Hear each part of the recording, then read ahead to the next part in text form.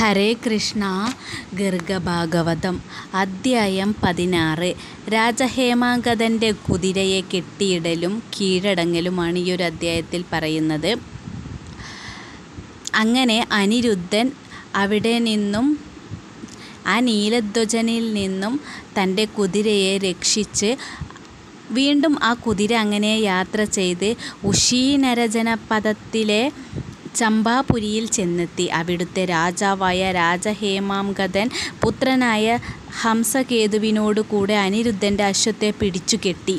അനിരുദ്ധൻ കുതിരയെ കാണാതെ അന്വേഷിച്ചുകൊണ്ട് ചമ്പാനദിയുടെ സമീപത്ത് താവളമുറപ്പിച്ച് കുതിരയെ കാണാതായ വിവരം ഉദ്ധവരെ അറിയിച്ചു.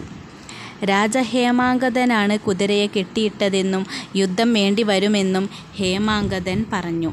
അതു കേട്ട് രോഷാകുലനായ അനിരുദ്ധനാകട്ടെ ഹേമാങ്കദൻ്റെ കോട്ടയ്ക്കു നേരെ ശരങ്ങൾ വർഷിച്ചു. യാദവ സൈന്യം തങ്ങളെ ആക്രമിച്ചിരിക്കുകയാണെന്നറിഞ്ഞ ഹേമാങ്കദൻ അവർക്കുനേരെ തീ വർഷിക്കുവാൻ തുടങ്ങി. യാദവ സൈന്യം ഭയപ്പെട്ട് രാമകൃഷ്ണന്മാരെ വിളിച്ചുകൊണ്ട് നിലവിളിച്ചു. അനിരുദ്ധൻ യുദ്ധക്കളത്തിൽ വെച്ച് ശ്രീകൃഷ്ണ ഭഗവാനെ സ്മരിച്ചു. അപ്പോൾ വിവേകം ഉദിച്ച അദ്ദേഹം പാർജന്യാസ്ത്രം പ്രയോഗിച്ച് മഴ പെയ്യിച്ച് സൈന്യത്തെ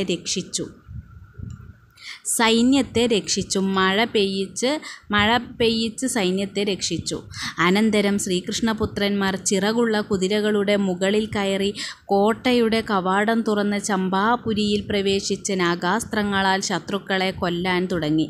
രാജാവിൻ്റെ ആജ്ഞാനുസരണം അവിടുത്തെ സൈന്യം യാദവ സൈന്യത്തെ നശിപ്പിച്ചു തുടങ്ങി. അനിരുദ്ധൻ്റെ ആജ്ഞയനുസരിച്ച് പാപ്പാന്മാരാൽ പ്രേരിതരായ മതയാനകൾ വൃക്ഷങ്ങൾ പറിച്ചെടുത്ത് നഗരത്തിൽ മുഴുവൻ വലിച്ചെറിഞ്ഞ് ആ പുരിയെ നശിപ്പിച്ചു. ഇതെല്ലാം കണ്ട് ഭീതനായ രാജാവ് ശ്രീകൃഷ്ണപുത്രന്മാരുടെ അടുത്ത് ചെന്ന് അഭയം നൽകാൻ അഭ്യർത്ഥിച്ചു. ഉടനെ സാമ്പൻ യുദ്ധം അവസാനിപ്പിക്കാൻ ആജ്ഞ നൽകി. രാജാവിനോട് കുതിരയെയും കൊണ്ട് അനിരുദ്ധൻ്റെ സമീപത്ത് ചെല്ലാൻ പറഞ്ഞു. അപ്രകാരം രാജാവ് കുറേ ധനത്തോടുകൂടി കുതിരയെ അനിരുദ്ധനു സമർപ്പിച്ചു. അനന്തരം അനിരുദ്ധൻ്റെ വാക്കനുസരിച്ച്